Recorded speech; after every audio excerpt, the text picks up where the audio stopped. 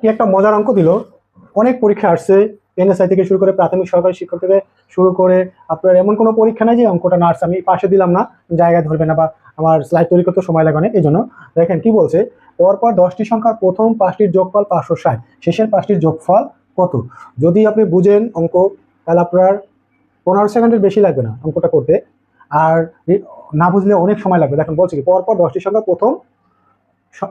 সংখ্যার প্রথম 5টির যোগফল 560। তাহলে আমাদের 10টি সংখ্যার যোগফল দেওয়া নাই, আছে প্রথম 5টি যোগফল। এখান থেকে আমরা শুরু করব। তাহলে 5টি সংখ্যার যোগফল, তাহলে এই 5টি সংখ্যার যোগফল এটা আমরা গড় বের করবো। 560 ভাগ 5, যাই কবার একবার একবার 5 দুগুণে 10, তাহলে কত বের 112 আসলো। 112, তাহলে 112। তাহলে এই 560-এর যে গড় মাঝের সংখ্যাটা হলে 112, তাহলে এরপরে কত 113, 114, আর এর আগে আছে 111, 110। তাহলে এই 5টা সংখ্যা আমরা পাইয়ে গেলাম যে এই 5টা সংখ্যার যোগফল হলে কত আমাদের 560। তাহলে শেষের 5টি যোগফল, শেষের 5টির যোগফল আমার কোথা থেকে শুরু হবে? 14 থেকে পরে থেকে শুরু হবে। তাহলে এটা 15, 116, 117, 118, 119। তাহলে শেষে 5টি সংখ্যা আমরা পাইয়ে গেছি।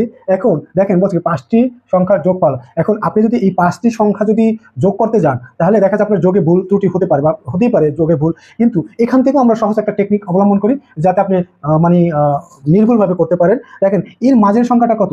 105। বলছে কি শেষের 5টি যোগফল। তাহলে এই 5-এর সাথে এই 117-এর সাথে 5 যোগ গুণ দেন, তাহলে আপনি টোটালটা পেয়ে যাবেন। 5 7 35-এর 5, হাতে কত 3, 5 7 5 আর 3 8, 5 8 5, তাহলে কত 585 ক অ্যান্সার। আপনি খুব সহজে অঙ্কটা অ্যান্সার করতে পারবেন।